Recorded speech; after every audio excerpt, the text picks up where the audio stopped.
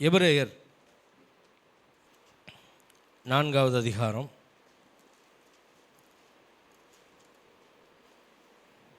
12வது வசனம் வாசிப்போம்.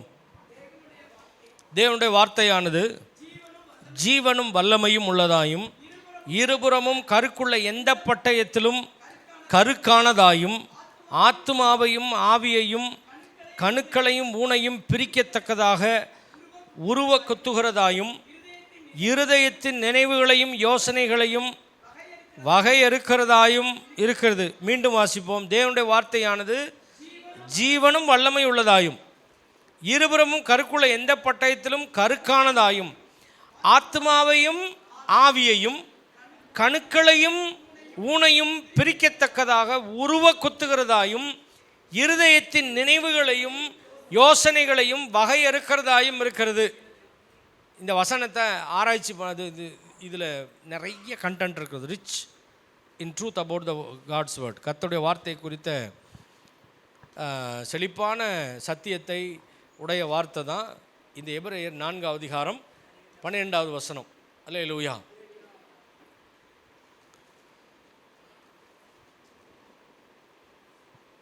இந்த வேதத்தினுடைய சத்தியத்தை ஆராயிறதுக்கு முன்னால் இதில் இருக்கக்கூடிய அடிப்படையான ஒரு உண்மை என்ன அப்படின்னா, அடிப்படையாக இந்த வசனம் சொல்கிற ஒரு சத்தியம் என்னவென்றால், வேத வசனத்திற்கு பகுத்தறியக்கூடிய ஆற்றல் இருக்கிறது. அதாவது ஆவியையும் ஆத்மாவையும் பிரித்து வைக்கும். இது ஆவியிலிருந்து வர்ற சிந்தை, இது ஆத்மாவுக்கு உரிய சிந்தை. இது ஆத்மா, இது ஆவியிலிருந்து வர்றது. இருதயத்தின் நினைவுகளையும் யோசனைகளையும், இங்கிலீஷில் என்ன வார்த்தை சொல்லப்பட்டது? Thoughts and intend. இன்டென்ட்னா என்னது? நோக்கம். நோக்கம்ங்கிறது என்னது?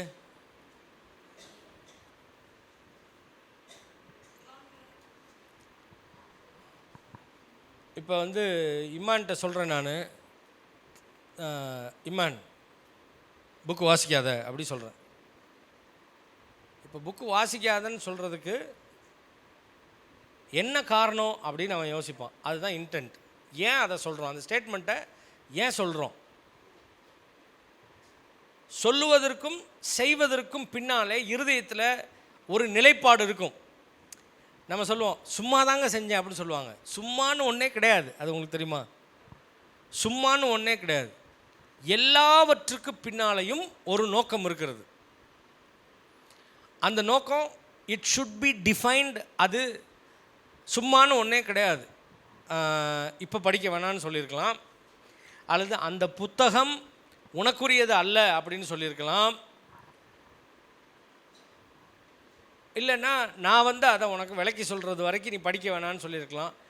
அந்த நோக்கம் என்கிறது மறைவானதாக இருக்கக்கூடியது. அதை வசனம் என்ன செய்யுதுன்னா, ஒரு மனுஷனுக்கு எக்ஸ்போஸ் பண்ணுறப்ப அவனுடைய நினைவுகளையும் அவனுடைய நோக்கங்களையும் வகையறுத்து காண்பிக்கக்கூடியதாக இருக்கிறது. அல்லேலூயா.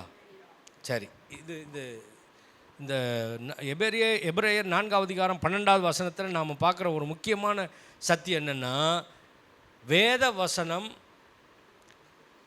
நம்மை நாமே ஆராய்ந்து அறிவதற்கு ஏதுவான ஒரு டூல், ஆயுதம் என்று சொல்லப்பட்டிருக்கிறது. எபிரேயர் 4வது அதிகாரம் 12வது வசனத்தில் அடிப்படையான சத்தியம் அதுதான். இப்போ வேத வசனம் அப்படின்னா என்னங்க?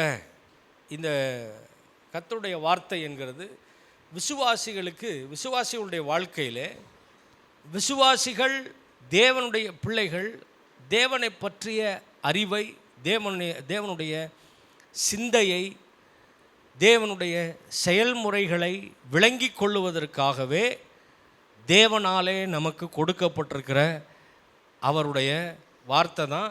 இந்த 66 புத்தகங்கள் சரித்திரத்தின் ஊடாய் தேவனாலே பயணித்து கொண்டு வரப்பட்டு இன்றைக்கு நம்முடைய கரங்களிலே நம்முடைய ஜீவியத்திற்கு ஏதுவான ஒரு புத்தகமாக, கர்த்தருடைய வார்த்தையாக நமக்கு கொடுக்கப்பட்டிருக்கிறது. இப்போ யோவான் 1வது அதிகாரத்துக்கு திருப்புவோம்.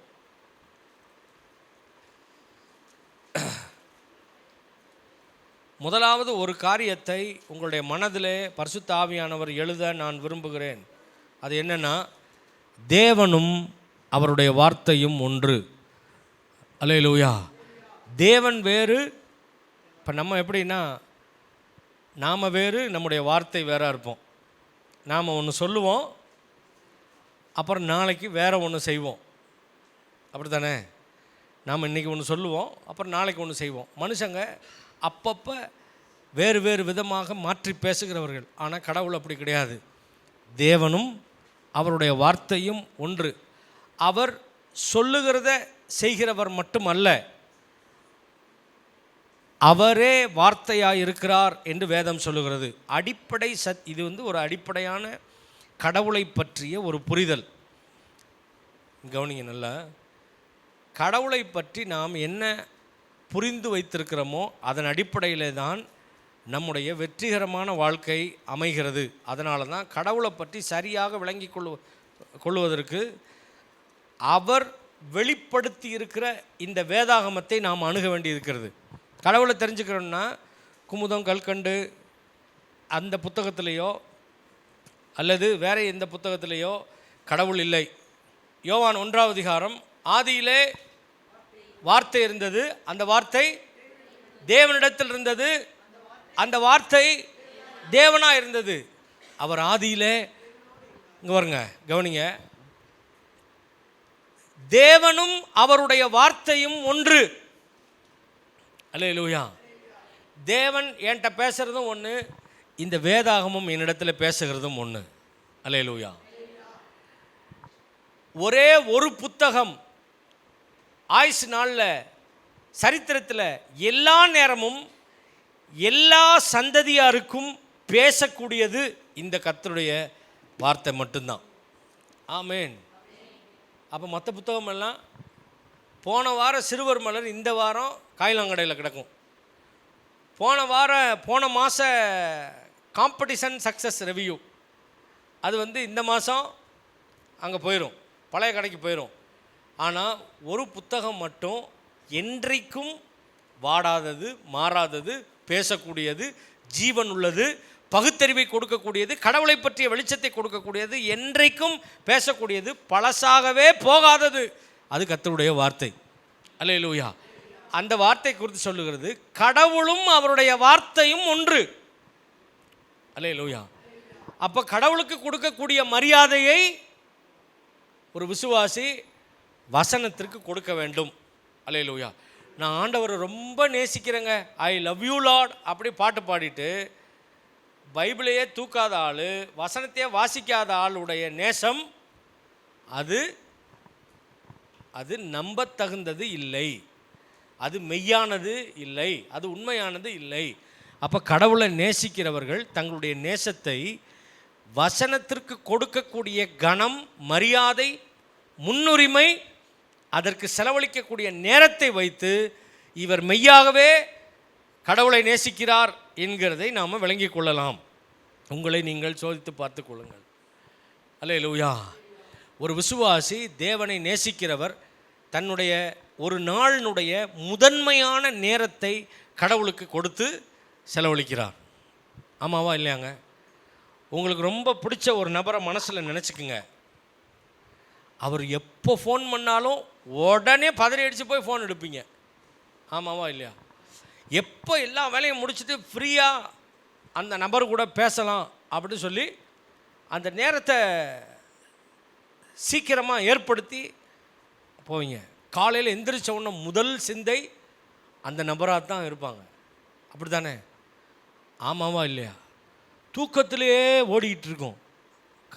தூக்கத்திலேயே என்ன ஓடிட்டுருக்கோம், அவர் எங்கே இருக்கிறாரு? அம்மாமாருக்கெல்லாம் ஐயாமாரை பற்றி சிந்தை ஓடிக்கிட்டே இருக்கும். ஊருக்கு போனார், எங்கே போனார், என்ன ஆனார், சாப்பிட்டாரா, தூங்கினாரா, எந்திரிச்சாரா, இப்போ இந்நேரம் என்ன செஞ்சுட்ருப்பார், இந்நேரம் அங்கே வந்துக்கிட்டு இருப்பார். நாடி நரம்பு சிந்தை புத்தி எல்லாமே அப்படி. யாரை அதிகமாக நேசிக்கிறோமோ அவர்கள் மேலே அப்படி ஒரு கரிசனை, ஒரு வாஞ்ச, அவர்களுக்காக சிறந்த நேரத்தை கொடுக்கக்கூடிய அர்ப்பணிப்பு இருக்கும். ஆமாவா இல்லையாங்க? நான் கரெக்டாக தான் பிரசங்கம் பண்ணுறேன்னா? ஆமாம் தானே? ஆனால் கடவுளை மட்டும் வெறும் பாட்டில் பாடிட்டு போயிட்டே இருக்கிறது, நேரமும் செலவழிக்கிறது இல்லை, வசனத்துக்கும் நேரம் கிடையாது. கடவுளை நேசிக்கிறவர்கள் அவருக்கு முதலாவது இடத்தை கொடுக்கிறார்கள் என்றால் அவரை அறியக்கூடிய, அவரை சந்திக்கக்கூடிய வேதாகமத்திற்கு அவர்கள் வர வேண்டும். அவருடைய வார்த்தையிலே கடவுளை சந்திக்க வேண்டும். அல்லேலூயா. கடவுளை நீங்கள், சிலர் சொல்லுவாங்க, நான் படுத்திருக்கப்ப வெள்ளையா அப்படி லைட்டு போட்ட மாதிரி ஆண்டவர் வந்து சந்தித்தார். ஸ்தோத்திரம். எனக்கெல்லாம் வாழ்நாளில் அப்படி ஒரு அனுபவமே இல்லை. ஆனால் ஒவ்வொரு முறையும் வேத வசனத்தை வாசிக்கும் பொழுதும் அந்த புதிய சத்தியத்தின் மூலமாக கடவுளை நான் சந்திக்கிறேன். அல்லேலூயா, அல்லேலூயா. நான் வெள்ளையாக லைட்டு போட்ட மாதிரி கடவுள் வந்து உங்களை சந்திக்கலைன்னா ரொம்ப நீங்கள் கவலைப்படாதீங்க. வேதத்துக்கு வாங்க, இங்கே உட்காருங்க, நீங்கள் கடவுளை சந்திக்க முடியும். அல்லேலூயா. வெளிச்சம் போட்ட சின்ன பிள்ளையில சாட்சி கேட்போம், யாராவது சாட்சி சொல்லுவாங்க. அப்போல்லாம் இப்போ ரொம்ப பயங்கரமானவர் போல், இவர் பயங்கரமானவர் போல், இவருக்கு மட்டும் ஆண்டவர் நேரில் வந்திருக்கிறாரு அப்படின்னு ஒரு ஏக்கமாக இருக்கும். அப்புறம் வசனத்தை தெரிஞ்சதுக்கப்புறம் தான் தெரியுது, லைட்டு வந்து வெளியே போடுறது கிடையாது, வசனத்தை சந்திக்கிறப்பெல்லாம் லைட்டு உள்ளே போடுறார் ஆண்டவர். அல்லேலூயா.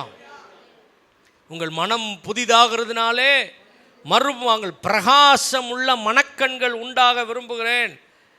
ஒவ்வொரு முறையும் வசனத்தை சந்திக்கும் போதும் ஆண்டவர் லைட்டை உள்ளே போடுறார். ஆமேன், அல்லேலூயா. அந்த உள்ள லைட்டு அடித்து ஆன் பண்ணோன்னா, ஆஹா, இதை நம்ம இத்தனை நாள் பார்க்காம இருந்திருக்கிறோமே, இதுதான் தேவன் அப்படின்னு உறுதியாக பிடிக்கிறோம்.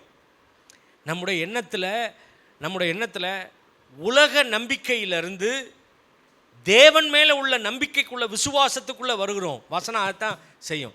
நீங்கள் கடவுளை சந்திச்சிங்க அப்படின்னா அவர் மேலே உள்ள விசுவாசத்தை யாராலையும் தடுக்க முடியாது. ஒரு விசுவாசம் பிறக்கும். அதுக்கு ஆதாரம் சவுல் பவுலாக மாறினது. இயேசு வந்து தோன்றின உடனேயே ஆண்டவரே நான் என்ன செய்ய சித்தமாக இருக்கிறேன் விசுவாசித்தார். இயேசு விசுவாசித்தார். இந்த வசனம் தேவனும் தேவனுடைய வார்த்தையும் ஒன்று. கடவுளை சந்திக்க விரும்புகிறவர்கள், கடவுளோடு பேச விரும்புகிறவர்கள் ஒவ்வொரு நாளும் காலையில் பைபிளை திறந்து உட்காந்து வேதத்தை வாசித்து ஆண்டவரை என்னோடு பேசும் என்று சொல்லுவார்கள். அல்லேலூயா. ஏன் தெரியுங்களா? இந்த வேதாகமத்திலிருந்து 3 அறிவுகள் நமக்கு கொடுக்கப்படுகிறது. பலமுறை நான் சொல்லியிருக்கேன், மீண்டும் சொல்லுகிறேன். கடவுள் யார் என்கிற அறிவு கொடுக்கப்படுகிறது. கடவுள் யார் என்கிற பார்வை, கடவுளை பற்றிய பார்வை. யோபு சொன்னார், கர்த்தர் கொடுத்தார்,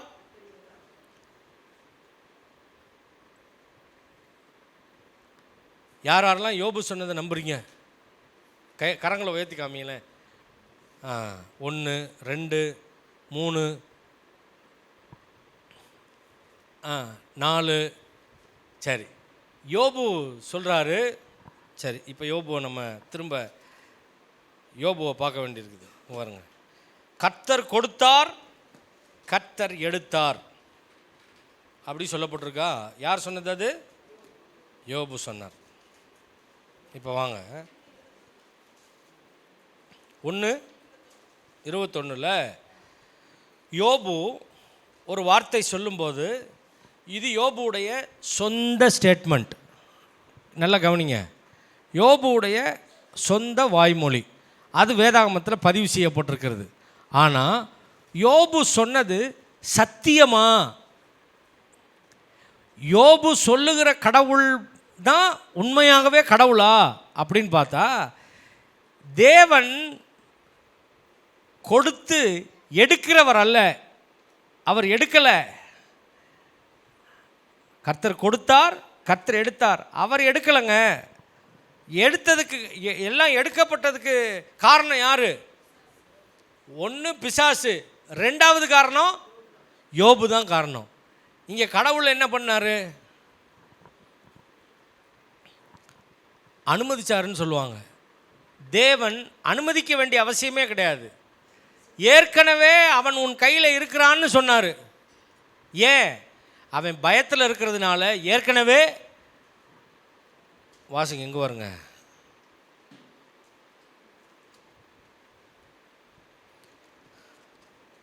நான் பயந்த காரியம் எனக்கு, நான் அஞ்சினது எனக்கு வந்தது. 3வது அதிகாரம், யோபு 3வது அதிகாரம் 25வது வசனம். அதுக்கு முன்னால்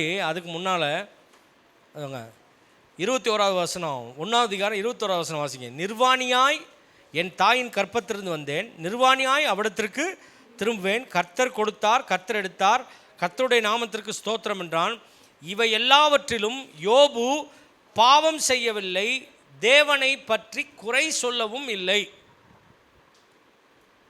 தேவனை குறை சொல்லலை, நல்லா கவனிங்க. பாவமும் செய்யலை, குறையும் சொல்லலை. ஆனால் யோபுவினுடைய ஆழமான கடவுளை பற்றிய நம்பிக்கை தவறானதாக இருந்தது அப்படிங்கிறது தான் உண்மை. நல்லா கவனிச்சுக்கொள்ளுங்க. யோபு கர்த்தர் கொடுத்தார், கர்த்தர் எடுத்தார்னு சொன்ன ஸ்டேட்மெண்ட்டு சரி அப்படின்னு நீங்கள் விசுவாசிங்கன்னா இந்த நேரம் நீங்கள் மாற்றி அமைக்கணும், உங்களுடைய எண்ணங்களை மாற்றி அமைக்க வேணும். இங்கே சொல்லப்பட்டிருக்கிறது, யோபு பாவம் செய்யவும் இல்லை, குறை சொல்லவும் இல்லை. ஆனால் யோபுவுக்குள்ளே இருந்த கடவுளை பற்றிய ஆழமான நம்பிக்கை தவறானதாக இருந்தது. எப்படி தவறானதாக இருந்தது?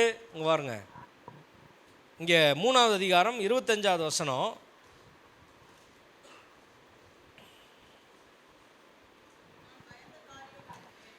நான் பயந்த காரியம் எனக்கு நேரிட்டது, நான் அஞ்சினது எனக்கு வந்தது. மேலும் நமக்கு தேவன் பயமுள்ள ஆவியை கொடாமல் பலமும் அன்பும் தெளிந்த புத்தியை உள்ள ஆவியை கொடுத்துருக்கிறார். பயமும் விசுவாசமும் ஒரு இடத்துல இருக்கவே முடியாது. இப்போ பயம் இருக்குது, அப்படி யோபுவுக்கு பயம் இருக்குது அப்படின்னு சொல்லிட்டாலே என்ன இல்லைன்னு அர்த்தம்? விசுவாசம் இல்லைன்னு அர்த்தம். பக்திமானாக இருக்கிறது வேற, விசுவாசியாக இருக்கிறது வேற. யோபு பக்திமானாக இருந்தார், பயசாக இருந்தார், ஆனால் சரியான விசுவாசம் உடையவராய் இல்லை. அல்லேலூயா. இன்னொரு வேத வசனம் சொல்லுகிறது, பயப்படுகிறவன் அன்பிலே பூரணப்பட்டவன் அல்ல. அல்லேலூயா. அப்போ பலி செலுத்தினப்போ எல்லாம் யோபு எதன் அடிப்படையில் பலி செலுத்தினார்னா, எதுவும் ஆயிடக்கூடாது, செத்துடக்கூடாது, நம்மளை ரொம்ப ஆண்டவர் ஆசீர்வதிச்சிருக்கிறாரு, ரொம்ப சிரிக்கக்கூடாது, ரொம்ப சிரித்தா அப்புறம் அழுக வேண்டியது வந்துருமோ, எதுவும் ஆயிருமோ, இப்படி ஆயிருமோ. நான் பயந்த காரியம் எனக்கு நேரிட்டது, நான் அஞ்சினது எனக்கு வந்தது. விசுவாசிக்கிறவன் என்ன செய்ய மாட்டான்? பதற மாட்டான். யோபு was moved by fear, not by faith. யோபு பயத்தினாலே ஆட்கொள்ளப்பட்டு அவர் போய் பலி செலுத்தினார், எல்லாம் செய்தார். யோபு மெய்யாகவே உத்தமன், சன்மார்க்கன், தேவனுக்கு பயந்து பொல்லாப்புக்கு விளங்குகிறவன். அவனை போல ஒரு மனுஷன் கிடையாது. ஆனால் கடவுளை பற்றிய படம் தவறாக இருக்கிறது. அதை பற்றி தான் பேசிகிட்டு இருக்கோம். நாம் எவ்வளவு யோக்கியர்களாக இருக்கிறோம் என்கிறது ரெண்டாவது. முதல்ல கடவுளை பற்றி உங்களுடைய பிக்சரைசேஷன் என்ன, எவ்விதமாக கடவுளை நீங்கள் விளங்கி கொண்டிருக்கிறீர்கள். கல்வாரி சிலுவையிலே கர்த்தர் உங்களுக்கு என்ன செய்து முடித்திருக்கிறார், அந்த படம் சரியாக இருந்தால் தான் உங்களுடைய விசுவாசம் சரியாக இருக்கும். உங்கள் விசுவாசம் சரியாக இருந்தால் தான் பயத்துக்கு வேலை இருக்காது. பயத்துக்கு வேலை இல்லாமல் இருந்தால் தான் பாதுகாவலோடு இருக்க முடியும். ஒரு மனிதனுக்கு அழிவை கொண்டு வர வேண்டும் என்றால் முதலாவது சத்ருனுடைய ஸ்ட்ராட்டஜி என்னென்னா, உங்களுக்குள்ள ஒரு பயத்தை கொண்டு வருவான். பயத்துக்கு என்ன செய்யணும்?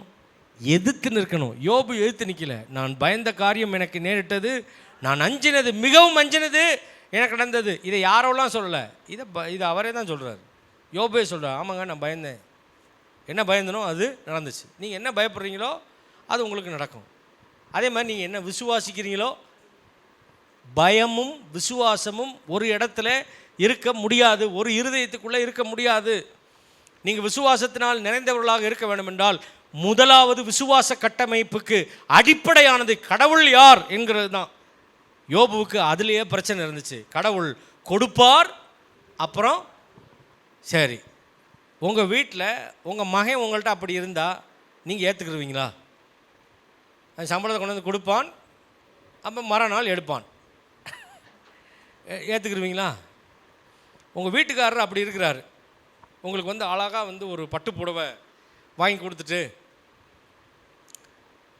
அப்புறம் மறுநாள் வந்து உனக்கு வேண்டாம், வேறு யாருக்காக கொடுக்குறேன் அப்படின்னு கொடுப்பார். அப்புறம் அதை எடுப்பார். கொடுப்பார், எங்கள் கணவர் கொடுப்பார், எடுப்பார். யாராருக்கெல்லாம் அவர் நல்ல கணவர்?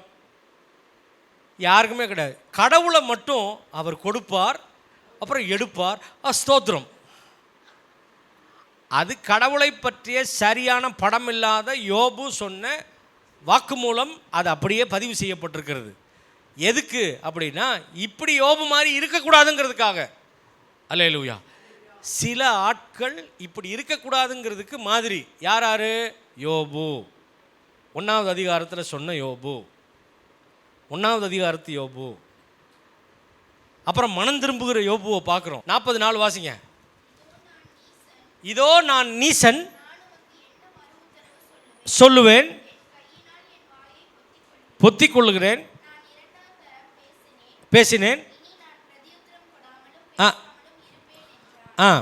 கடைசியில் 40வது அதிகாரத்தில் யோபுனுடைய வார்த்தையெல்லாம் கேளுங்க. நான் நீசன், நான் ரொம்ப பேசிட்டேன், என்னை மன்னிச்சிருங்க, என் கைனால் வாயை பொத்திக் கொள்ளுகிறேன். என்ன வார்த்தையெல்லாம் சொல்லியிருக்கிறாரு? கர்த்தர் கொடுப்பார், கர்த்தர் எடுப்பார். அதுக்கு தான் வாயை பொத்துறாரு அவர் பொத்திட்டார். இங்கே எல்லாம் பிரசங்கம் வேறு மாதிரி போகுது. கர்த்தர் கொடுப்பார், எடுப்பார். நான் என்ன சொல்கிறேன்னா, உங்கள் வீட்டுக்காரரை அப்படி கற்பனை செய்து பாருங்கள், சித்தரித்து பாருங்கள். வீட்டுக்காரர் அம்மாவை சித்தரித்து பாருங்கள். சாப்பாடு கொடுப்பார், சாப்பிட்றதுக்கு முன்னால் எடுப்பார். யோசிச்சு பாருங்க. என் மனைவி போல் ஒரு ஆள் இல்லை, சோத்திரம் அப்படி சொல்லுங்கள். அதுக்கப்புறம் கடவுளுக்கு வருவோம். அல்லேலூயா. கொடுப்பதும் எடுப்பதும் ஒரே நபர் செய்வார் என்றால் அவர் போற்றுதலுக்கு உரியவர் கிடையாதுங்க. அல்லேலூயா. நானோ ஜீவன் உண்டாயிருக்கவும் அந்த ஜீவன் பரிபூர்ணப்படவும் வந்தேன். அல்லேலூயா. தேவன் நமக்கு பரிபூர்ண ஜீவன் கிடைப்பதற்காக தன்னுடைய கொடுத்து கொண்டே இருக்கிறவர் தன்னுடைய ஜீவனையே கொடுப்பதற்கு, உச்சபட்சமாக தன்னுடைய ஜீவனை கொடுப்பதற்காக வந்தார். அல்லேலூயா. தன்னிடத்தில் இருக்கிற பெஸ்ட்டை கொடுத்துட்டார். கடைசி வரை வந்து கொடுத்து கொண்டே இருந்தார். ஜீவன் தந்தார். மனுஷனுக்கு இந்த பூமியை கொடுத்தார். பூமியைவோ மனுபுத்திரருக்கு கொடுத்தார். ஜீவ சுவாசத்தை அவன் மேலே ஊதி அவனுக்கு ஜீவனை கொடுத்தார். பூமியை கொடுத்தார், வாழ்க்கையை கொடுத்தார், மனைவியை கொடுத்தார், காற்றை கொடுத்தார், தண்ணீரை கொடுத்தார், இயற்கையை கொடுத்தார், வாழ்வை கொடுத்தார், குடும்பத்தை கொடுத்தார். எல்லாத்தையும் கொடுத்துக்கிட்டே தான் இருக்கிறார். வேதம் சொல்லுகிறது, திருடனோ, யோவான் 10 அதிகாரம் 10 வசனம், திருடன் கொல்லவும் திருடவும் கொல்லவும் அழிக்கவும் வருகிறானே என்று எடுக்கிற வேலையை செய்கிறது யாரு? எடுக்கிற வேலையை செய்கிறது யாருங்க? அது திருடனுடைய வேலை. அப்போ போலீஸும் திருடனும் ஒன்றா இருக்க முடியாதுங்க. கடவுள் போலீஸ் திருடன் கிடையாது. அல்லேலூயா. அவர் நீதியுள்ள நியாயாதிபதி. அவர் கொடுக்கிறவர். தன்னுடைய சிநேகிதனுக்காக தன் ஜீவனை கொடுக்கிற அன்பை பார்க்கிலும் மேலான அன்பு ஒன்றும் இல்லை. கொடுப்பது குறித்து அவர் பேசியிருக்கிறார். அவர் கொடுக்கிறத வாழ்ந்து காண்பித்திருக்கிறார். பிதாவாகிய தேவன் வாழ்க்கை முழுவதும் நமக்கு கொடுத்து கொண்டே இருக்கிறார். ஒவ்வொரு நாளையும் கொடுக்கிறார். ஒவ்வொரு நாளும் புது கிருபைகளை கொடுக்கிறார் என்று வேதம் சொல்லுகிறது. கர்த்தர் கொடுக்கிறவராக இருக்கிறார். அல்லேலூயா. கரங்களை உயர்த்தி அல்லேலூயா சொல்லுங்க. அவர் கொடுக்கிறவர், அவர் எடுக்கிறவர் அல்ல. யோபு சொன்னது யோபுவுக்கு தவறான படம் இருந்ததுனால, அதனால தான் வேதத்தை வாசித்து தேவனை பற்றிய சரியான படத்தை எடுத்து வர வேண்டும். நீங்கள் நல்லா கவனிக்கணும், நல்லா கவனிக்கணும். யோபு ஒன்றும் சொன்ன வார்த்தை இப்படி எழுதப்பட்டிருக்கிறது, அதில் ஒன்றும் ஆச்சரியம் இல்லை. நல்லா கவனிங்க. இயேசுநாதர்கிட்ட பிசாசு வந்தபோது 3வது முறை பிசாசு வந்து வசனத்தை எடுத்து வசனத்தை வச்சு, அது 2 தடவை மடக்க முடியாதனால 3வது தடவை வசனத்தை வச்சு வசனத்தை தான் இப்போ கொண்டு வந்து முன்னாடி நிறுத்துகிறான். நல்லா கவனிங்க. இந்த பிசாசு கோட் பண்ண வசனம் உங்கள் பைபிளில் இருக்கா இல்லையா? இருக்கா? எங்கே இருக்குது? சங்கீதம் 91 இருக்குது. தேவதூதர்கள் கரங்களிலே ஏந்தி கொண்டு செல்வார்கள், அப்படி இருக்குது.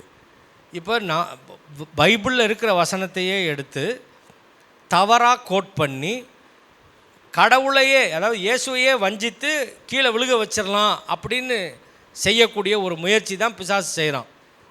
இப்போது நான் கேட்குறேன், இயேசுநாதர்கிட்டையே பைபிளை புரட்டி பேசின ஆள் இங்கே விசுவாசிகள்கிட்ட பைபிளை புரட்டியிருப்பானா மாட்டானா? அப்படி புரட்டினதில் தான் எடுப்பார் கொடுப்பார்னு நம்ம நம்பிகிட்டு இருக்கோம். அப்போ நாம் என்ன செய்ய வேண்டி இருக்குதுன்னா, திருடன்னா எடுக்கிற வேலையை செய்கிறான், இயேசு தான் கொடுக்குற வேலையை செய்கிறாருன்னு பிரித்து பார்க்க வேண்டியது அவசியமாக இருக்குது. அல்லேலூயா சொல்லுங்கள். அவர் கொடுக்கிறவரும் எடுக்கிறவரும் அல்ல, அவர் கொடுக்கிறவர். நானும் ஜீவன் உண்டாயிருக்கவும் அந்த ஜீவன் பரிபூர்ணப்படவும் வந்தேன். இது மாதிரி ஒவ்வொரு விஷயத்திலையுமே கடவுள் யார் என்கிற அடையாளத்தை, கடவுளுடைய மெய்யான அடையாளத்தை புரட்டி புரட்டி புரட்டி நம்முடைய மனதில் தவறாக வரைஞ்சிருக்கிறதுனால நாம் கடவுள்கிட்ட ஜெபம் பண்ணுறதுக்கும் கடவுள்கிட்ட போய் நிற்கிறதுக்கும் ரொம்ப சந்தேகப்படுறோம். நான் ஜெபம் பண்ணால் ஆண்டவர் கேட்பாரா? நான் ஒரு பிரதானமான பாவியாச்சே, நான் இப்படி ஒரு பலவீனமான ஆளாச்சே, கடவுள் என்னை ஏற்றுக்கொள்ளுவாரா? சிலருக்கு இன்னமும் கடவுள் என்னை மன்னிச்சிருக்கிறாரா அப்படிங்கிறதுல சிலருக்கு இன்னமும் கேள்வி இருக்குது. மன்னிச்சிருக்காரா? அதை மன்னிச்சாரா? அது ரொம்ப கொடுமையான பாவமாச்சே, அதை மன்னிச்சிருக்கிறாரா? அப்படி இன்னமும் கேள்வி கேட்டே இருப்பாங்க. இங்கே யாரும் இருக்க மாட்டீங்கன்னு நினைக்கிறேன். அப்படி கடவுள் கிழக்குக்கும் மேற்குக்கும் இருக்கிற தூரம் எவ்வளவோ, அப்புறம் இன்னொன்று, தேவன் நேற்றும் இன்றும் என்றும் மாறாதவராக இருக்கிறார். அல்லேலூயா. அவர் நன்மை செய்கிற ஸ்டேட்லேருந்து அவர் மாறவே இல்லை. அல்லேலூயா. தம்முடைய உடன்படிக்கையின் ஜனங்களுக்கு அவருடைய உடன்படிக்கையை மீறி அவர் ஒருபோதும் தீமையை செய்கிறவர் அல்ல. அவர் இரக்கத்தின் தேவன், அவர் மனதுருக்கத்தின் தேவன். அவர் சரி செய்கிறதுல தான் அவருடைய மனது இருக்கிறதே ஒழிய சரிக்கு சரி செய்கிறதுல இல்லை. சொல்லுவாங்க எங்கள் ஊரில், எதிரி ஒரு அடி அடிக்கிறதுக்கு முன்னால் நம்ம என்ன செஞ்சுருக்கணுமா? 4 அடி அடிச்சிடணுமா? இயேசு கிறிஸ்து அப்படி சரி கட்டுகிற தேவன் அல்ல, இரக்கம் காண்பிக்கிற தேவன். அல்லேலூயா. அவர் மன்னிக்கிற தேவன். அவருடைய கல்வாரி சிலுவை ஒன்றை மிக உரக்கச் சொல்லுகிறது, நீங்கள் மன்னிக்கப்பட்டிருக்கிறீர்கள். இங்கே பாரு, இப்படி அடிபட வேண்டிய ஆள் நீ, உன்னை காப்பாற்றுறதுக்காக, உன்னை எஸ்கேப் பண்ணி விடுறதுக்காக நான் சிலுவையில் உன்னுடைய தண்டனையை ஏற்றுக்கொண்டிருக்கிறேன். ஏனென்றால் நீ மன்னிக்கப்பட வேண்டும், நீ தண்டனையிலிருந்து தப்ப வேண்டும் என்பதற்காக. அல்லேலூயா. கர்த்தர் நம்மை தப்பிக்க செய்திருக்கிறார். ஜீவனை எடுக்கலை, ஜீவன் கொடுத்திருக்கிறார். அவர் எடுக்கிறவர் அல்ல, அவர் கொடுக்கிறவர். யோபு சொன்ன ஸ்டேட்மெண்ட்டு வாயை பொத்தி கொள்ள வேண்டிய ஸ்டேட்மெண்ட். இதுக்கு மேலே நான் பேச மாட்டேன் அப்படின்னு மனம் திரும்ப வேண்டிய ஸ்டேட்மெண்ட் அது. அல்லேலூயா. என் வாயை அவர் கரெக்டாக மனம் திரும்பி செஞ்சுட்டு போயிட்டார். ஆனால் நாம் அதை எடுத்து உபதேசமாக்கிட்டோம். கடவுளை பற்றிய ஒரு தவறான படத்தை வரைஞ்சிருக்கிறாங்க இந்த யோபுனுடைய ஸ்டேட்மெண்ட்டை வச்சு. அப்போது இந்த எந்த ஒரு தேவனுடைய பிள்ளையும் கர்த்தருக்குள்ளே நான் தேவனை நேசிக்கிறேன் என்று சொல்லுகிறவர் இந்த தேவனை குறித்த சரியான புரிதலுக்குள்ளே வர வேண்டும். ஆமாவா இல்லையா? சில வீட்டுக்காரர் சொல்கிறத கேட்டிருக்கீங்களா? 50 வருஷம் ஆச்சு, 40 வருஷம் ஆயிடுச்சு, 30 வருஷம் ஆயிடுச்சு, எனக்கு எவ்வளவு சர்க்கரை போடணும்னு உனக்கு தெரியல அப்படி கேட்டிருக்கீங்களா?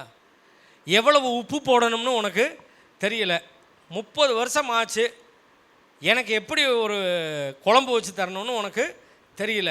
அவர் என்ன சொல்ல வர்றாருன்னா, இவ்வளவு நாள் என் கூட இருந்திருக்கல, எனக்கு என்ன பிடிக்கும் அப்படிங்கிற அறிவு உனக்கு உண்டாகி இருக்க வேணும் இவ்வளோ நாளில். இல்லை, ஆண்டவர் சபையை பார்த்து சொல்கிறது அதுதான். இந்நேரம் காலத்தை பார்த்தால் போதகனாக இருக்க வேண்டிய நீங்கள் இன்னும் குறைவான அறிவிலேயே இருக்கிறது என்ன?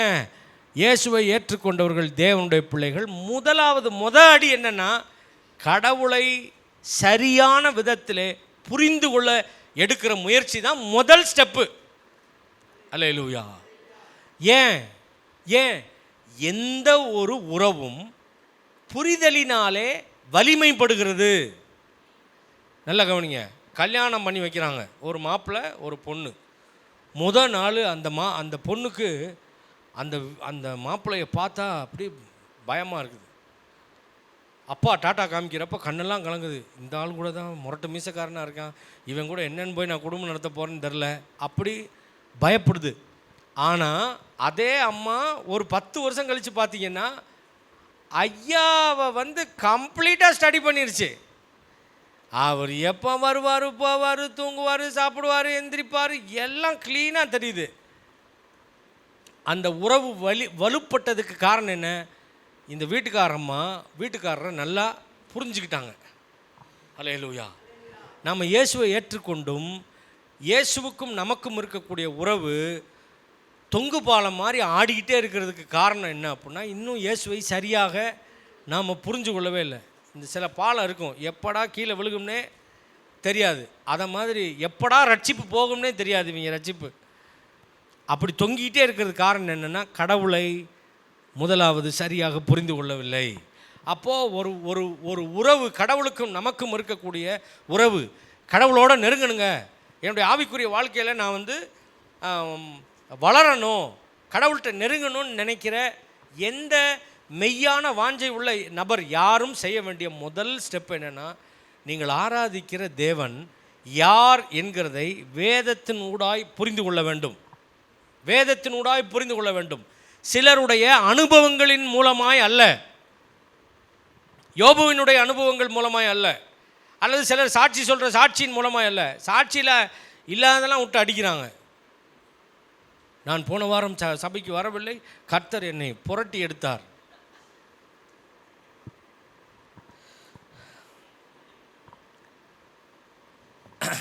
சாட்சி இங்கே அதான் அந்த சாட்சி நேரமே இல்லை. ஸ்தோத்திரம். அல்லேலூயா.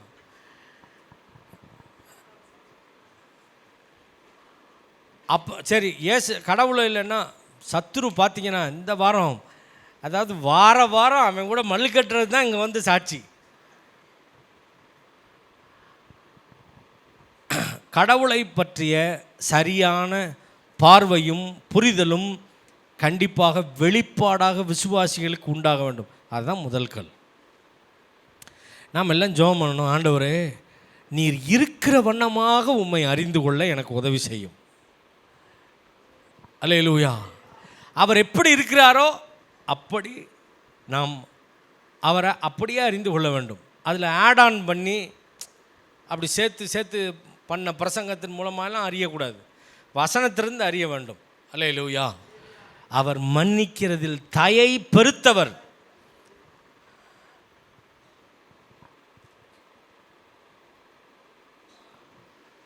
கர்த்தர் நல்லவர் என்பதை ருசித்து பாருங்கள். அவர் மேலே நம்பிக்கையாக இருக்கிற மனுஷன் பாக்கியவான். ஒரு வாலிப பையனோ பொண்ணோ தன்னுடைய ஆவிக்குரிய ஜீவியத்தை கட்டி எழுப்ப வேணும் என்றால் முதல்ல இந்த இடத்துலேருந்து ஆரம்பிக்கணும். அதான் ஆண்டவர் பேதுருவிட்ட கேட்கும்போது, பேதுருவே உனக்கு எவ்வளோ விசுவாசம் இருக்கிறது அப்படி கேட்கல, நான் யார் சொல்லுங்கள், நான் யாருன்னு நீ நினைக்கிற. அங்கே தாங்க ஆனாவே அதுதான், அங்கே தான் ஆரம்பிக்கிறது, சுழியே அங்கே தான் ஆரம்பிக்கிறது. நான் யார் என்று நீ என்ன விளங்கியிருக்கிறியோ அதுதான் உன்னுடைய எதிர்காலம். தப்பாக கடவுளை புரிஞ்சு வச்சுக்கிட்டு அப்புறம் கடவுள் என் வாழ்க்கையில் நன்மை செய்யலைங்க அப்படின்னா, நீ கடவுளை அறிஞ்சு கொள்ள வேண்டிய நேரத்துல எல்லாம் செல்ஃபோனுக்குள்ளே உள்ளே போய் ஓட்டையை போட்டு அப்படியே ராமுழுக்க 1 மணி வரைக்கும் இருந்த அப்புறம் கடவுளை பற்றிய அறிவு எப்படி கிடைக்கும்? கிடைக்காது. நேரத்தை செலவழிக்கணும், செய்தி கேட்கணும், ஒரு ஒழுங்குக்குள்ளே வரணும். ஒரு நாளைக்கு இங்கே இருக்கிற வாலிப பிள்ளைகளுக்கு எல்லாருக்கும் சொல்கிறேன், பெரியவங்களுக்கும் சொல்கிறேன், ஒரு நாளைக்கு ஒரு கர்த்தருடைய செய்தியவாது கேட்கணும், வசனத்தை கேட்கணும். ஒரே ஒரு செய்தி. காலையில் எந்திரிச்சவொன்னே ஒரு அரை மணி நேரம் செய்தியாவது கேட்டு மனதை அதனால் நிரப்பி வைக்கணும். நாள் முழுக்க நான் செஞ்சுருக்கேன், நான் அதை அனுபவிச்சிருக்கேன், அது எப்படி வேலை செய்யணும்னு எனக்கு தெரியும். நாள் முழுக்க அந்த செய்தி உன் மைண்டுக்குள்ளே ஓடிக்கிட்டே இருக்கும். காலையில் கேட்குறது நாள் முழுக்க ஓடும், அது அந்த வசனம் ஓடிக்கிட்டே இருக்கும். ஆண்டவர் உன்கிட்ட பேசிக்கிட்டே இருப்பார். அப்படியே ரீல்ஸு, ஸ்டோரி, அப்புறம் என்னது வேறு என்ன இருக்குது, ஷார்ட்ஸ், அப்படியே தெரியுறது, அப்படியே உள்ளே இருக்கிறது. ஒரு பிரயோஜனம் இருக்காது. மணிக்கணக்கில் நேரத்தை செலவழிச்சிட்டு நல்ல வாழ்க்கை வேணுங்கிறப்ப எக்ஸாமுக்கு வந்து பாஸ்டர்கிட்ட ஜெபம் பண்ணுறாங்க. நல்லா கவனிச்சுக்குங்க, என் மேலே குத்தம் கிடையாது. அப்படி இன்ஸ்டண்ட்டாக ஒத்த ஜபத்தில் இவனுடைய முழு வாழ்க்கையை மாற்றிடணும்னு நினைக்கிறாங்க. எப்படி முடியும்? எப்படி முடியும்? எங்கே மாறணும்னா வாழ்க்கை முறையிலேயே நம்ம மாற்றத்தை செய்ய வேண்டியது. போராடணும், முடியாததோட போராடணும். நம்மளால் என்னென்னா முடியல, விட்டுரு கலந்து, எதுக்கு போராடிக்கிட்டு, போடா அப்படியே போடா, போராடவே வேணாம். பாருங்க, போராடணும். யாக்கோபு அப்படிப்பட்ட ஒரு ஆள். எது எது வேணுமோ அதுக்காக, எதை அடைய வேண்டுமோ அதற்காக போராடினான். அல்லேலூயா. சரியானவைகளை, தெய்வீக எண்ணங்களை, தெய்வீக வாழ்க்கை முறையை அடைவதற்கு விழுந்து விழுந்து விழுந்து விழுந்து எந்திரிச்சாலும் தொடர்ந்து போராட வேண்டும். ஒரு நாள் நிச்சயமாக ஜெயம் கிடைக்கும். கர்த்தர் உங்களை பலப்படுத்துவார். அவருடைய சாயலுக்கு ஒப்பான சாயலை, கண்டிப்பாக வார்த்தைக்கு ஏற்ற மறுரூபத்தை, மாற்றத்தை தருவார். போராட்டத்தை மட்டும் நிப்பாட்டக்கூடாது. அல்லேலூயா. வசனத்தை வைத்து போராட வேண்டும், யுத்தம் செய்ய வேண்டும். ஆமென்.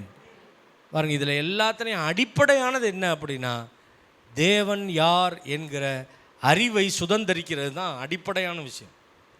உங்கள் அப்பா எப்படிப்பட்ட, பாருங்க, இந்த லூக்கா 15வது அதிகாரம், கெட்டகுமாரன் 15வது அதிகாரத்தில் வேலை பாருங்கள். அதில் அந்த மகன் வந்து போய் ஆஸ்தி கேட்குறான். அவர் பிரித்து கொடுத்துட்றாரு. வாங்கிட்டு நேராக போகிறான். நல்லா கவனிங்க, நல்லா கவனிங்க. வாங்கிட்டு நேராக போகிறான். போய் ஊதாரித்தனமாக செலவழிச்சிட்றான். செலவழித்து பணம்லாம் என்ன செஞ்சிடுச்சு, பணம்லாம் காலி ஆகிடுச்சு. இப்போ சோத்துக்கு வழி இல்லை. இப்போ என்ன செய்கிறாரு, பன்னி மேய்க்கிற வேலையை பார்க்குறாரு. பன்னி மேய்க்கிற வேலையை பார்க்குறப்போ சாப்பாடு இல்லாதனால என்ன செய்கிறாரு, நல்லா கவனிங்க, அங்கே இருந்தவன் கீழே வந்துடுறான். நல்லா கவனிச்சுக்கிடுங்க, கீழே வந்துடுறான். இப்போது இந்த பன்றி தின்ற தவிடு அந்த இடத்துல இருந்து இவனுடைய வாழ்க்கையில் ஒரு பெரிய மாற்றம் நடக்குது. திரும்ப போய் அவங்க அப்பாட்ட சேர்றான். இந்த மாற்றத்தை ஏற்படுத்தினது தேவதூதனா? கடவுள் வந்து கையை பிடிச்சி கொண்டு வந்து விட்டாரா? தீர்க்கதரிசி போனாரா? இல்லை. தீர்க்கதரிசி போனாரா? கிடையாது. ஊழியக்காரங்க யாராவது போனாங்களா? கிடையாது. முட்செடியில் மோசேக்கு சந்திச்ச போல் யாராவது சந்திச்சாங்களா? கிடையாது. ஒன்று நடந்துச்சு. என்ன தெரியுமா? ஒரு அறிவு அவனை காப்பாற்றினது. என் தகப்பனுடைய வீட்டில் வேலைக்காரனுக்கும் பூர்த்தியான ஆகாரம் உண்டா இருக்கிறது. அது மட்டும் கிடையாது அறிவு. இப்போ நான் என் தகப்பனத்தில் போய், தகப்பனே, பரத்துக்கு விரோதமாகவும் உமக்கு விரோதமாகவும் பாவம் செய்தேன், இனி உம்முடைய புத்திரன் சொல்லிக் கொள்வதற்கு நான் பாத்திரன் அல்ல, உமது வேலைக்காரரில் ஒருவனாய் என்னை ஏற்றுக்கொள்ளும் அப்படின்னு நான் கேட்பேன். அவர் என்னை சேர்த்துக்குவார் என்று விசுவாசித்தான். மன்னிக்கிற தேவன் மேலே அவன் வைத்த நம்பிக்கை தான் அவனுக்கான வாழ்க்கையின் அற்புதத்துக்கு காரணம். அந்த அறிவு, தேவன் மன்னிக்கிறவர் என்கிற அறிவு இருக்கிறவர்கள் தேவனிடத்திலே சீர்பொருந்தி புதிய வாழ்க்கையை தொடங்க முடியும். அவர் எடுப்பாருங்க, அப்புறம் அவர் போட்டுருவாருங்க. எடுப்பார் அப்படின்னு நம்பினா வாழ்வு கிடையாது. அவர் மன்னிக்கிறவர். நான் என் தகப்பனிடத்தில் போய் உமக்கு விரோதமாகவும் பாரத்தின் தேவனுக்கு முன்பாகவும் நான் பாவம் செய்தேன், இனி நான் உம்முடைய குமாரன் சொல்லிக் கொள்வதற்கு பார்த்தனில்ல, வேலைக்காரரில் ஒருவனாய் வைத்துக்கொள்ளும். இப்போ நீங்கள் சொல்லுங்கள், நாம் நினைக்கிறதுக்கும் வேண்டிக் கொள்வதற்கும் அதிகமாய் அவன் சொன்னான், வேலைக்காரில் ஒருத்தனா என்னை வச்சுக்கங்கன்னு சொன்னான். ஆனால் அந்த தகப்பன் வேலைக்காரில், சரிப்பா அந்த தொழுவத்தில் போய் மாட்டை கட்டு, அந்த வேலைக்காரங்களோட படுத்துக்க அப்படின்னு சொன்னாரா? அவர் என்ன செய்தார், தூரத்திலே கண்டு ஓடி போய் அணைச்சி முத்தம் செஞ்சு அவனுக்கு வந்து வஸ்திரத்தை போட்டு மோதிரத்தை போட்டு காலணிகளை கொடுத்து ஆடை அடித்து கெடா வச்சு அவனை மறுபடியும் என்னுடைய குமாரன் தொலைந்து போனான், மறுபடியும் எனக்கு கிடைத்தான். அல்லேலூயா. அவர் தாங்க தகப்பன். அவரை பற்றி இப்படிப்பட்ட படம் இருக்க வேண்டும். அவர் மன்னிக்கிறவர். அல்லேலூயா.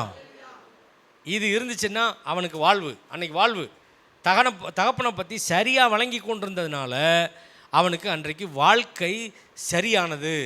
ஒருவேளை நான் கொஞ்சம் கற்பனை பண்ணுறாள், ஒருவேளை இவன் அப்பா போனால் துவைச்சி தொங்க விட்டுருவார் நம்மளை, அந்த ஆள் வீட்டு பக்கம் மட்டும் தலை வச்சு படுத்துடக்கூடாதுங்க அப்படின்னு வீராப்போடையே இருந்திருந்தா, அல்லது விரக்தியோடையே இருந்திருந்தா கடைசி வரைக்கு தவிட்டிலேயே செத்து போயிருப்பான். இப்போ கேள்வி, நாம் நிறைய பேர் தவிடு திங்கலை, ஆனால் கிட்டத்தட்ட கடவுளை பற்றி தவறான படம் இருக்கிறதுனால அப்படிப்பட்ட ஒரு குறைவான ஒரு வாழ்க்கையை வாழுகிறோம். தோல்வியில், விரக்தியில், பயத்தில், அதைரியத்தில், அவமானத்தில் வாழ்கிறோம். ஆனால் ஆண்டவர் சொல்கிறாரு, நான் மன்னிக்கிறதில் தயை பெருத்த தேவன். என்னை பற்றி சரியான படத்தை உன்னுடைய மனதில் வரைந்து கொள். நான் உன்னை வெற்றி சிறக்க பண்ணுகிற தேவன், உனக்கு வெற்றியை தருகிறவர், தோல்வியை தருகிறவர் கிடையாது. நான் இந்த தப்பு பண்ணிட்டேங்க, அதனால் பார்த்தீங்களா கடவுளை என்னையும் தோக்கடிச்சிட்டாரு அப்படி சொல்கிறாங்க. இல்லை இல்லை இல்லை இல்லை, கடவுள் தோக்கடிக்கிறவர் கிடையாது, அவர் வெற்றியை தருகிறவர், தோல்வியை ஜெயமாக மாற்றுகிற தேவன், அவருடைய சித்தத்திற்கும் விருப்பத்திற்கும் நேராக நம்மை திருப்பி நடத்துகிற தேவன். அல்லேலூயா. அவருடைய வார்த்தைக்குள்ளே நமக்கான வெற்றி நிச்சயித்து கொடுக்கப்பட்டிருக்கிறது. வசனத்தை அணுகும்போது கடவுளை பற்றிய சரியான படம் ஒரு விசுவாசிக்கு உண்டாகிறது. யோபு கதையை நீங்கள் நல்லா இன்னைக்கு பிரசங்கத்தில் ஞாபகம் வச்சுக்கோங்க. கொடுப்பார் எடுப்பார்னு சொன்னார். அதே மாதிரி இங்கே ஒரு பையன் எங்கள் அப்பா மன்னிக்கிறவர், என்னை சேர்த்துக்குருவார் அப்படின்னு நினச்சி வாழ்க்கையவே திருப்பிக்கிட்டார். இந்த ரெண்டு கதையை மட்டும் நீங்கள் மறந்துடாதீங்க. இன்றைக்கி பிரசங்கத்தில் கடவுள் யார் என்கிற படம் ஒரு மனுஷனுக்கு உண்டாகும்டால், இங்கே அந்த கெட்டகுமாரன் வந்து அவருடைய தகப்பனை குறித்த சரியான படம் உண்டானுச்சு. அதை மாதிரி நமக்கு நம்முடைய தகப்பன் யார்? பரம தகப்பனாகிய இந்த பிதாவாகிய தேவன். அவர் மன்னிக்கிறவராக இருக்கிறார். நம்மை குறித்த நல்ல உன்னை குறித்த என்னுடைய நினைவுகள், for I have plans to prosper you, உன்னை செழிக்க செய்யக்கூடிய திட்டங்கள் இடத்துல உண்டு. அவைகள் நன்மைக்கு ஏதுவானவைகள், தீமைக்கு ஏதுவானவைகள் அல்ல. எரேமியா 29வது அதிகாரம் 11வது வசனம். நன்மைக்கு ஏதுவான திட்டங்களை வைத்திருக்கிறார். அவர் நல்ல தேவன். தேவன் நல்லவர் என்கிற படம் உண்டாக வேண்டும். அப்புறம் இன்னொரு ஸ்டேட்மெண்ட் சொல்லுவாங்க, சொல்லி முடிக்கிறேன் நான். ஜோம் பண்ணுங்க பாஸ்டர், ஓவரா சேட்டை பண்ணுறான், ஆண்டவர் கையை காலம் முறிச்சு போடணும் சர்ச்சில் கொண்டு வந்து. முடமான ஆட்கள்லாம் இங்கே வேணாம். இங்கே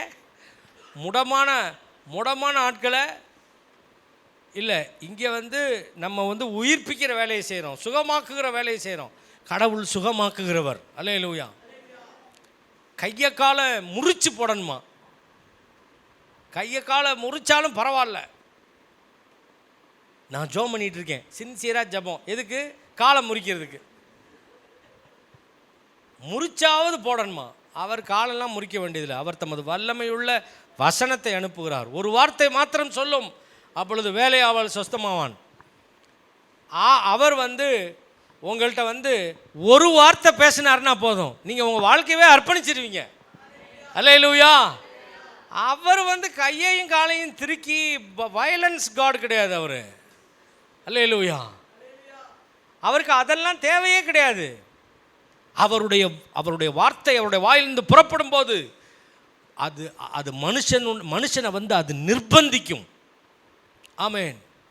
அந்த வார்த்தையினுடைய வல்லமையை, ஆற்றலை, அதனுடைய மறுரூபமாக்கக்கூடிய வல்லமையை உங்களால் எதிர்த்து நிற்க முடியாது. ராஜாக்களுடைய இருதயம் கர்த்தருடைய கரத்திலே நீர்க்கால்கள் போல் இருக்கிறது, அதை அவர் தமது சித்தத்தின்படி திருப்புகிறார். இங்கிட்டு போ அப்படின்னா இங்கிட்டு போகும், இங்கிட்டு போனால் இங்கிட்டு போகும். இருதயத்தை அப்படி திருப்புகிறவர் தேவன். கையை முறித்து காலை முறிச்செல்லாம் திருப்ப வேண்டிய அவசியம் கிடையாது. அல்லேலூயா. அப்போது கையை முறிக்கிறவர் படத்தை மாற்றணும். எது? கையை முறிக்கிறவர் படத்தை மாற்றணும். காலை ஒடிக்கிறவர் படத்தை மாற்றணும். அப்புறம் எடுக்கிறவர் படத்தை மாற்றணும். எடுக்கிறவர்னு பார்த்துருக்கோம்ல, அந்த படத்தை மாற்றணும். அப்புறம் வியாதியை தருகிறவர் அப்படின்னு நம்புகிறாங்க. பார்த்தீங்களா? சொல்லி சொல்லி பார்த்தாரு ஆண்டவர், கேட்கல. அதனால் இந்த வியாதியை கொடுத்துருக்கிறார்.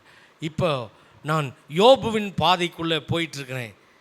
யோபுவே தப்பான பாதையில் போனாருங்க. நீங்கள் என்னங்க அந்த ஆள் பாதையில் போகிறீங்க? அவரே தப்பான பாதையில் போனார். ரூட்டை மாற்றுங்க. கர்த்தர் நல்லவர். அவருடைய தழும்புகளினாலே நீங்கள் சுகமானீர்கள். அல்லேலூயா. ஏசாயா 53வது அதிகாரம் வாசிங்க. நம்முடைய மீறுதல்கள் நிமித்தம் அவர் காயப்பட்டு, நம்முடைய அக்கிரமங்கள் நிமித்தம் நமக்கு சமாதானத்தை உண்டு பண்ணும் ஆக்கினை தீர்ப்பு. மூல பாஷையில் நம்முடைய வியாதிகளின் நிமித்தம் அவர் காயப்பட்டு, நம்முடைய வேதனைகளின் நிமித்தம், வேதனைகளை அவர் சுமந்தார் என்று வேதம் சொல்லுகிறது. உங்கள் வியாதியையும் வேதனையையும் அவர் சுமந்துட்டார். இப்போது உங்கள் வியாதியை அவர் சுமந்துக்கிட்டு, இங்கே வா, சேட்டை பண்ணியா, இந்த வச்சுக்க கேன்சரை, சேட்டை பண்ணியா, இந்த வச்சுக்க எய்ட்ஸை, நீ சேட்டை பண்ணியா, இந்த வச்சுக்க கொரோனாவை அப்படின்னு அள்ளி தூவிட்டு இருக்கிறாரா? இல்லை. இந்த வியாதியின் சாபம் நம்ம வாழ்க்கையில் முறிக்கப்படுவதற்காக நம்முடைய பாவத்தை எல்லாம் சரீரத்திலே சுமந்து பாவத்தை சாபத்தை தொலைச்சு இப்போ சொல்கிறார், என்னை நம்புனா என் தழும்புகளினாலே நீங்கள் குணமானீர்கள் என்று சொல்கிறார். அல்லேலூயா. கடவுள் பாக்கெட்டில் பாம்பை வச்சுக்கிட்டு இப்படி வீட்டுக்கு அனுப்பிட்டு இருக்கிறவர் இல்லை. வியாதியை வச்சுட்டு, இந்தா கொரோனா, இந்த இன்னைக்கு காந்தி கிராமம், நாளைக்கு தாந்தோணி மலை, இன்னைக்கு குமார் ஸ்டோர் லேன், நாளைக்கு பார்க் ரோடு அனுப்பி விடுங்க. கொரோனா வீடு வீடாக போயிட்டு வாப்பா. அப்படி வேறு வேலை இல்லையா ஆண்டவருக்கு? வியாதியையும் சாபத்தையும் அவர் சுமந்து தீர்த்திருக்கிறார். அவர் வியாதியை நம்ம மேலே போடுகிற தேவன் அல்ல. அல்லேலூயா. ஏன் திரும்ப சொல்கிறேன்னா, 90% பிரசங்கங்கள் இப்படி தான் சொல்லப்பட்டிருக்கிறது. என்ன சொல்கிறாங்கன்னா, தகப்பன் தன் பிள்ளையை சிட்சிக்கிறது போல் ஆண்டவர் நம்மளை சிட்சிக்கிறாரு. சிட்சிக்கிறாங்கிற அந்த வார்த்தையவே மாற்றி வச்சிட்டாங்க. ஆவிகளின் தகப்பன் எங்கே சிட்சிக்கிறார்? எங்கே சிட்சிக்கிறார்? ஆவிகளின் தகப்பன் எங்கே சிட்சிப்பார்? ஆவியிலே சிட்சிப்பார். அல்லேலூயா. ஆவிகளின் தகப்பன். இப்போ ஆண்டவர் நேற்று தப்புன்ட்ட அப்படின்னு சொல்லி பிரம்ப வச்சு ஆவி அடிக்கிறாரா? இல்லை. ஆவியை எப்படி சிட்சிக்க முடியும்? சிட்சிக்கிறதுங்கிறது முதல்ல அந்த வார்த்தைக்கு என்ன அர்த்தம்? Rod of correction. வேதத்தில் நீதிமொழிகளில் வர்ற பிரம்புங்கிற வார்த்தை எல்லாமே என்னது? Rod of correction. மெய்ப்பனுடைய கையில் ஒரு கோல் இருக்குது. அந்த கோல் என்னது? அப்படி இதில் அப்படி வெளியே போகிறப்ப அந்த வளைஞ்சிருக்கிற அந்த கம்பை வச்சு அப்படி உள்ளே இழுத்து விடுவார். அல்லேலூயா. அது வெளியே போயிட்டியான்னு ஓங்கி ஒரு அடி அடித்து காலை உடைக்கிறவர் இல்லை. ஏன் வெளியே போனேன், ஏன் வெளியே போனேன், அது செய்யக்கூடாது நீ அப்படின்னு ஓங்கி ஒரு அடி அடித்து ஆட்டை நொண்டி ஆக்குறவர் கிடையாது. நாம் சொல்கிறோம், ஆமாங்க தப்பு பண்ணேன், என்னை நொண்டி ஆக்கிட்டார். ஆக்சிடெண்ட்டுகளுக்கு, எல்லா ஆக்சிடெண்ட்டுகளுக்கும் தேவன் காரணர் அல்ல. அவன் பிசாசு பார்ப்பான், பரவாயில்லடா நம்ம வேலையை நாம் செய்ய வேண்டியதே இல்லை, நம்ம வேலையை விசுவாசிகளே செஞ்சிடறாங்க.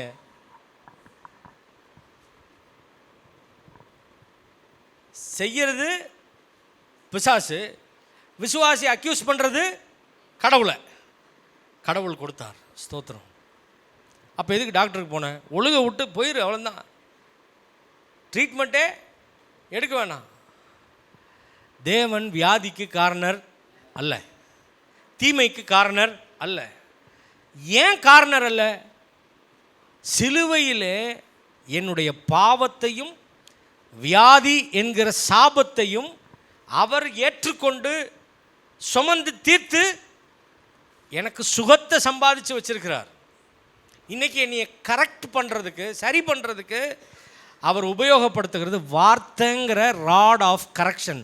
உமது கோலும் உமது தடியும் என் காலை உடைக்கும். அப்படியா இருக்கு? உமது கோலும் உமது தடியும் என்னை சீர்பொருந்த பண்ணும். அல்லேலூயா. என்னை தேற்றும், என்னை ரெஸ்டோர் பண்ணும். உமது கோலும் உமது தடியும் என்னை ரெஸ்டோர் பண்ணும். அல்லேலூயா. அவர் இன்னைக்கு விசுவாசிகளை தமது வல்லமையுள்ள வார்த்தையை கொண்டு சரி செய்கிறார், பேசுகிறார், அழைக்கிறார். அல்லேலூயா. மோசேக்கிட்ட போய், மோசேயே ஒரு மர்டர் பண்ணிட்டு வந்திருக்கிற தம்பி, 40 இயர்ஸ் ஆச்சு, பார்வோன் மறந்துட்டான், நான் மறக்க மாட்டேன், இங்கே வா, உனக்கு ஒரு மினிமமாக ஒரு தண்டனை தர்றேன் அப்படி சொல்லி ஏதாவது தண்டனை கொடுத்தாரா? இல்லை. மோசேட்ட பேசினார். அல்லேலூயா. இன்னும் சொல்ல போனால் மோசேட்ட மர்டரை பற்றியே பேசவே இல்லை ஆண்டவர். மோசேட்ட அடுத்து என்னன்னு பேசினார். எல்லோரும் சொல்லுங்கள், அவர் தான் ஆண்டவர். நீங்கள் இன்றைக்கி எந்த சூழ்நிலையில் இருந்தாலும் நாம் அந்த சூழ்நிலைக்குள்ளேயே அப்படி படுத்து புரண்டுக்கிட்டு இருப்போம். மனது அப்படியே அதிலேயே சுற்றிக்கிட்டு இருக்கோம். ஆண்டவர் அப்படியே லேக்காக தூக்கி, அடுத்து உன்னை இப்படி யூஸ் பண்ண போகிறேன், இதை மறந்துடு, இதை விடு, இதை விட்டு வெளியே வா. அல்லேலூயா. கர்த்தர் கடைசியாக உங்களுக்கு சொல்கிற தீர்க்க தரிசன வார்த்தை, இன்றைய சூழ்நிலையிலிருந்து வெளியே கடவுள் யார் என்கிற அறிவை ஆதாயம் செய்து கொள்வதற்கு முயற்சி எடுங்கள். கர்த்தர் உங்கள் வாழ்க்கையில் புதிய பாதைக்குள்ளே, புதிய உயர்வுகளுக்குள்ளே, புதிய வாழ்க்கைக்குள்ளே கர்த்தர் மெய்யாகவே உங்களை நடத்துவார். கடவுளை பற்றிய ஒரு புதிய அறிவு, ஒரு புதிய பயணத்தை உங்கள் வாழ்க்கையிலே கொடுக்கும். யார்? கெட்டகுமாரனை போல, என் தகப்பனுடைய வீட்டிலே, என் தகப்பனுடைய வீட்டிலே. நீங்கள் எங்கே இருக்கிறீங்க அப்படிங்கிறத மறந்துட்டு தகப்பனுடைய வீட்டை பற்றிய சிந்தை உங்களை ஆட்கொள்ள வேண்டும். அல்லேலூயா.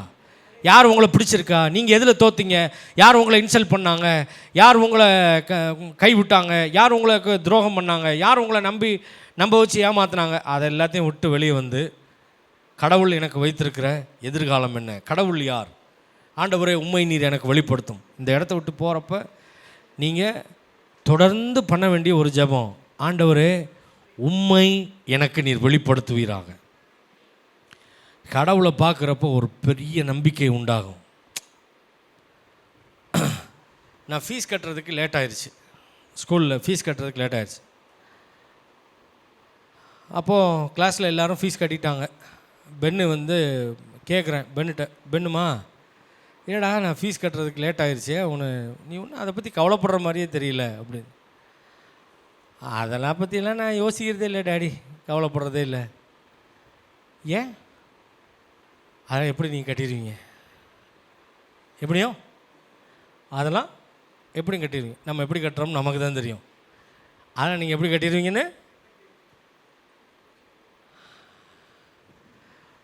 பிள்ளைக்கு தகப்பன் மேலே ஒரு பெரிய ஒரு நம்பிக்கை, ஒரு அறிவு இருக்குது. எனக்கு தேவையானதை எப்படி செஞ்சுருவாங்க. அல்லேலூயா. கர்த்தருடைய பிள்ளைகள் எல்லாருக்கும் பிதாவாகிய தேவன் மேலே இப்படி ஒரு நம்பிக்கை இருக்க வேணும். கர்த்தர் எல்லாவற்றையும் பார்த்து கொள்வார். அவருடைய சமூகத்திலே பார்த்து கொள்ளப்படும். அவர் யார்? யெகோவா ஈரே, ஜெகோவா ஜைரா. வாங்கப்பா, ஜெகோவா ஜைரா. நான் சொன்னேன் பாருங்கள், கரெக்டாக 9:30 முடிச்சிருவேன்னு. ஜெகோவா, அவர் பேர் ஜெகோவா ஜைரா. தேவன் என் வாழ்க்கையிலே புதியவைகளை துவங்க வேண்டுமென்றால் தேவனை பற்றிய அறிவிலே நான் தேர்ச்சி பெற வேண்டும். ஆமென். ஆண்டவரே, உங்களை நீங்கள் எனக்கு வெளிப்படுத்தணும். வசனத்தின் ஊடாய் நான் உம்மை விளங்கி கொள்ள வேண்டும்.